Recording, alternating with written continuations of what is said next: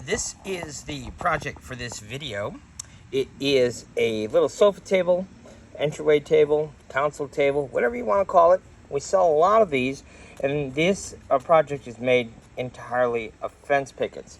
Now we do have another video on this same project if you want to check that out. Sometimes I find it helpful to watch a multitude of videos on a particular project, and you might pick up a tip on one video that you didn't catch on the first one.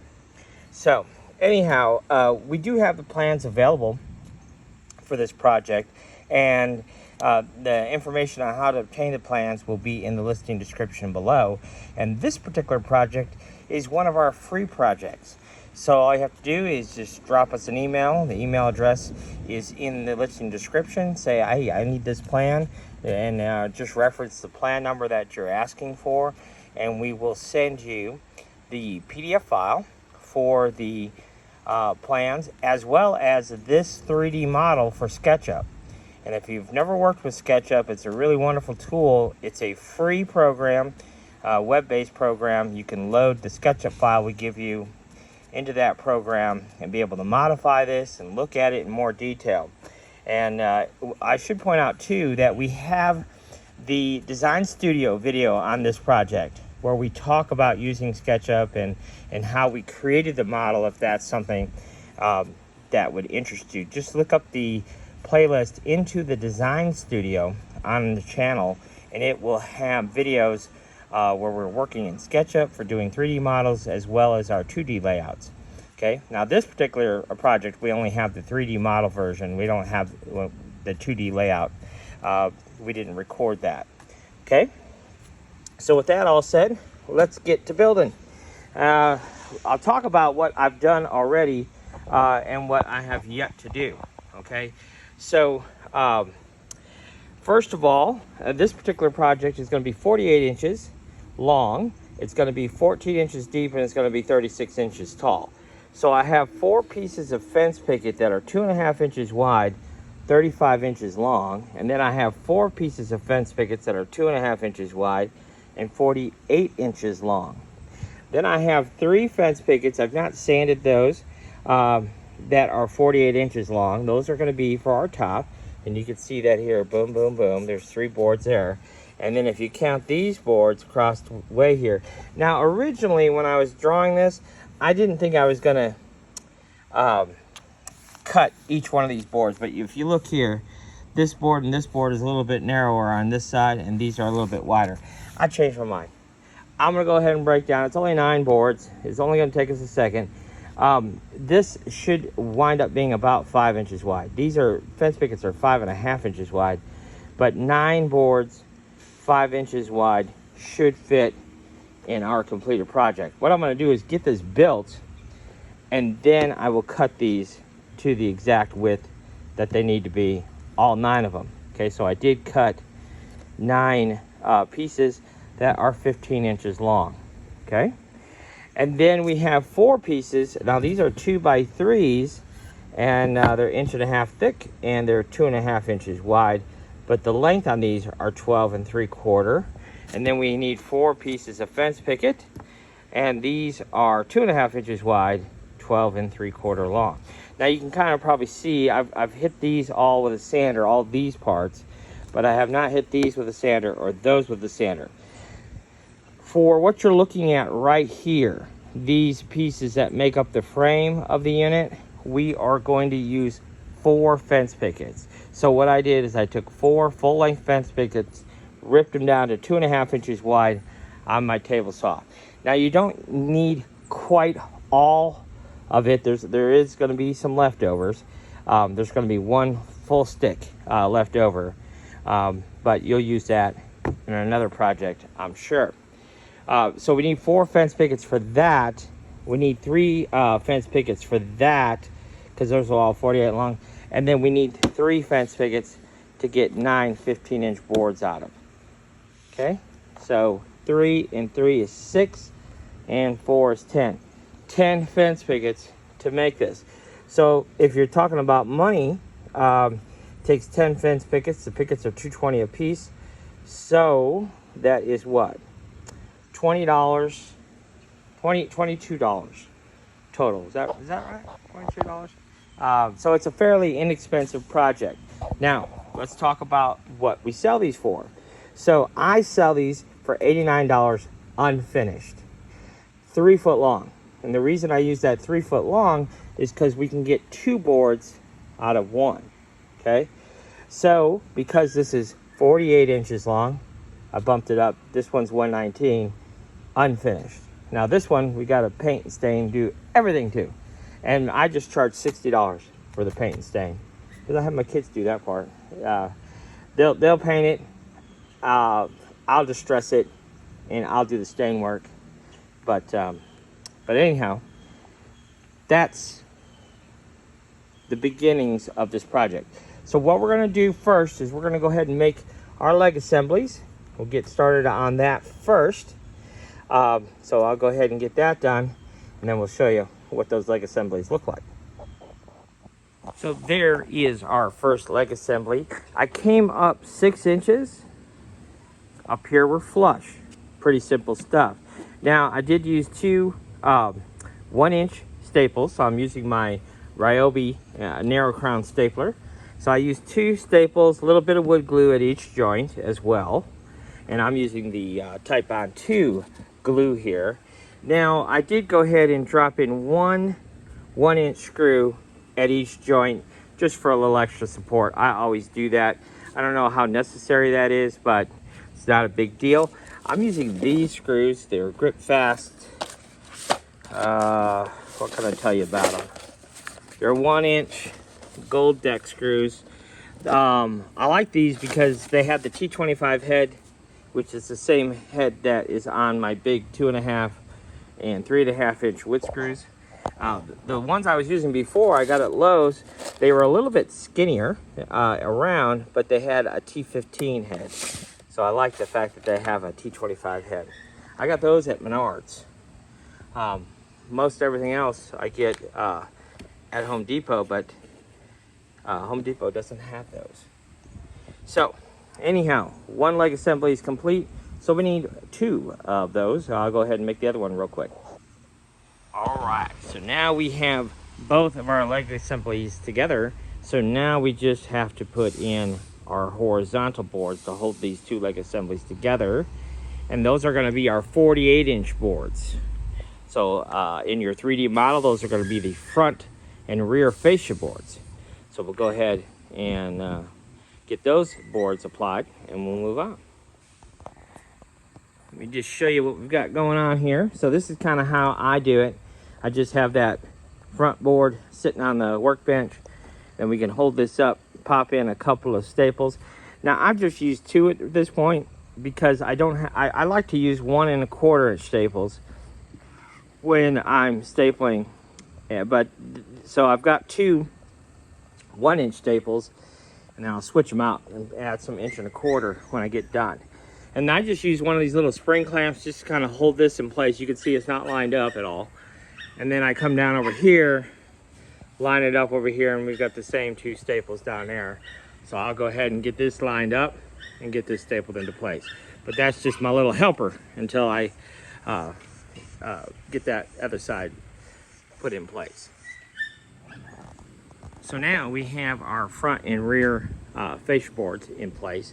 Now what we're going to do is we're going to measure over from the inside of this over to 14, from the inside of this over to 14, and then we're going to put those babies in there. Okay, just like that. All right, so now I will go ahead and switch out my staples to 1 1/4 because everything from here on out would be 1 1/4 anyhow. So we'll go ahead and switch those out. I should have switched it out earlier, but I didn't. So we're gonna do that up here. Same thing, from the inside here over 14, and then over 14. And when we do the 14, we're coming to the inside of this board.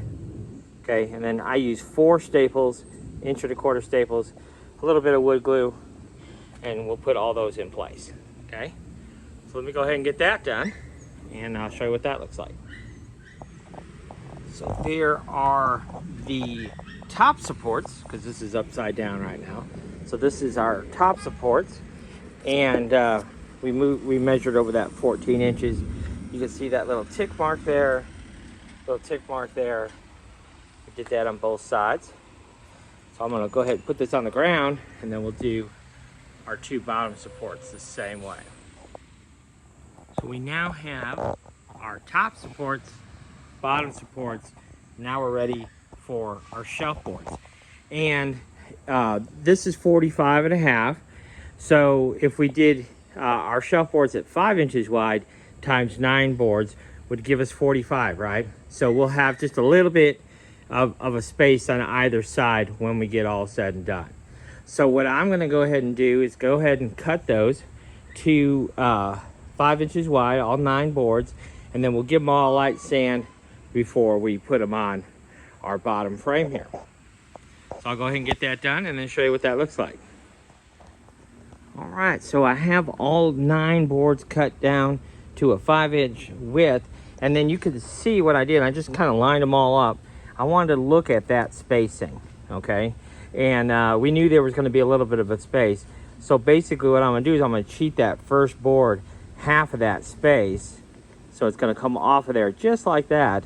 And then the other side will roughly be the same little gap as this side. It'll be pretty close. Now keep in mind, all the tops of these are gonna be stained. So all this beautiful wood grain that you see with the knots and all that, it's gonna look really pretty when it's all stained up. We're using a stain called Briar Smoke by Varathane.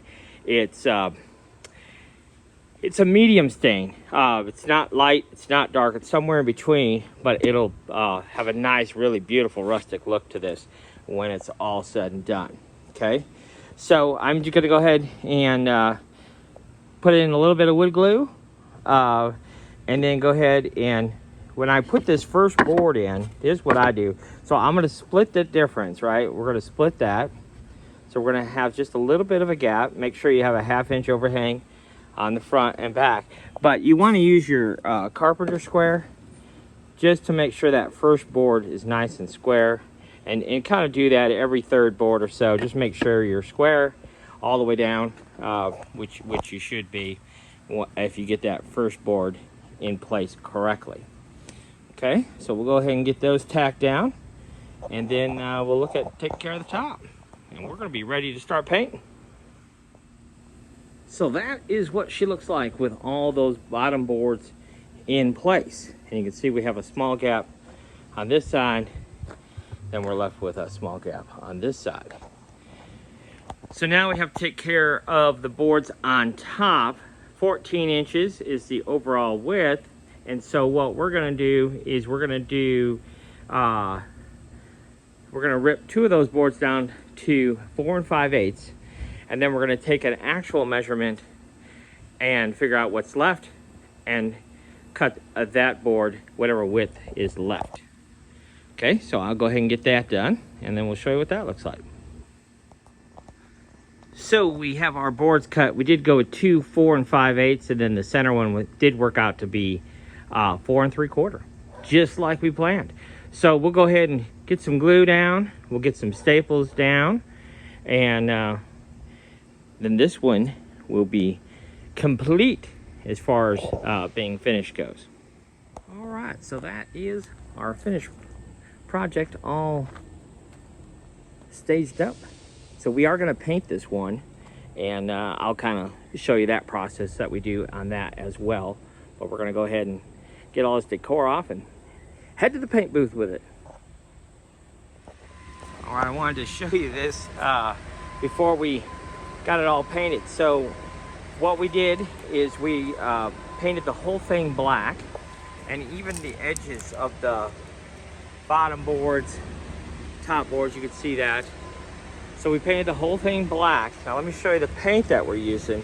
This is probably the biggest tip I've got for you in regards to what paint to use to paint furniture. Now we buy most all of our goods at Home Depot, so we use this Glidden Premium. You can see it does say interior paint and primer, but this has been a really good paint. So this is a pure white paint, flat. Always use flat paint when you're painting furniture. So we don't use any chalk paint or anything like that. So this is $20 a gallon. So that's, you know, that's pretty reasonable. That's about as cheap a paint as you're gonna find out there in the market. But like I said, we've had really great luck with it. Now you can see this is a single coat, okay? So we do double coat everything when we paint. Now the black we didn't double coat. That's just kind of an undercoat so when we distress, it'll look kind of dark. But in this case, I have one of my kids painting. They do most of our painting, and then I'll do all the distressing and staining and kind of the finished product. But you can see that is one coat of white paint. So we will come back in and do a second coat. The nice thing about flat paint, of course, is it dries really fast. So by the time you start here and get all the way around, it'll be dry and you can do another coat straight away. Now, sometimes we don't do a lot of finish work, but of course we do have a big airless sprayer by Wagner that we really like really well. In this case, the kids are going to make a few bucks getting this painted. It's a small project, so I don't bother bringing out the airless sprayer for this. Okay, so that's what it's going to look like. So the very top is going to be stained. The top and the bottom shelves are going to be stained. But that's kind of where we're at so far. So we'll go ahead and finish all of the white paint. We'll do a second coat of white paint, and then we'll come in and do all of our distressing, and we'll sand off any white paint that or black paint that got on top. You can see here, there's a little bit of paint on top of the boards, on the edges. We'll come in here, we'll sand that all off before we apply our stained finish. So when I come back, we'll have a completed table for you to take a look at. All right, so we've got it all painted up. Now it's time to distress. Normally I would distress with 150 grit sandpaper, but I don't have any. So I'm gonna use my 60 grit. Very, very light. But you can see it looks pretty good with that second coat of white. So we'll go ahead and give it a little distressing. We'll clean up our boards here so we can get everything stained up. And we'll show you what that looks like when it's all done here. All finished off. Well, I wanted to show you what it looked like after it was distressed with that 60 grit that I did. And you can see that distressing really just adds a nice little detail to it. I don't go crazy with it. I try to keep my sander as flat as possible when I'm distressing. And when we're using that flat paint, it just really distresses quite nicely. So I did use 60 grit sandpaper this go around. I'm using a Bauer variable speed sander, and if I turn it on, first I'm going to go full speed just so you can hear it. How loud that is. Now if I turn it down a little bit, I always go by the sound of the sander. See, much quieter. And so when we're distressing, we just want to just barely touch the piece and just let that sandpaper do the work and taking our paint up. Okay, so that's what it's supposed to look like when it's all painted up, all distressed. I make sure every single side is distressed so it looks uniform all the way around. So now we're going to go ahead and get it stained up using the Varathane Briar Smoke stain. And this stuff says it's supposed to dry in an hour, and it really does do that. I will vouch for that. It's really easy to use too. So I'm going to go ahead and get going on that and finish this one up. So that's what it looks like all stained up, and that briar smoke is just a beautiful stain. It really really makes it look good. Now there is a couple little mistakes. One there, I know, and the drizzle there. And so once it's been stained, I will come back, give it all a good looky-loo. And I think that's the only two issues. So what I'll do is I'll grab my sander, touch those up, blend those in so it looks to be on purpose with the rest of the distressing. Now, normally I wouldn't do this when, I mean, sometimes I do, sometimes I don't with the stain. This one I'm just gonna hit super, super light. And I think I have some 220 in there, so I might use that. Super, super light. Just rough that up a little bit, and that'll lighten that up just a touch, show a little bit more of that wood grain, and make it look a little bit more rustic in the process as well. So let me give that a try, and then I'll show you what the final product looks like. So that is our finished product. Don't know if you can see it in the video real well, but I did take the sander over just a little bit, hit these edges just a touch. Same thing on my base, just a little bit, because I just think it looks a little bit nicer just touching it up just a little bit. So we'll go ahead and get this one staged up, get some pictures, and call this one complete. So again, the plans for this are available for free. The information is in the listing description below. What else can I tell you? Please do subscribe if you haven't already. Really need to get to that 1,000 subscriber mark. That's our next goal. So if you like this kind of content, or if you see something that you want us to build, feel free to send us a picture. Maybe we'll build it and make the plans for it for you. Okay, so thanks for watching. I hope you enjoyed this one.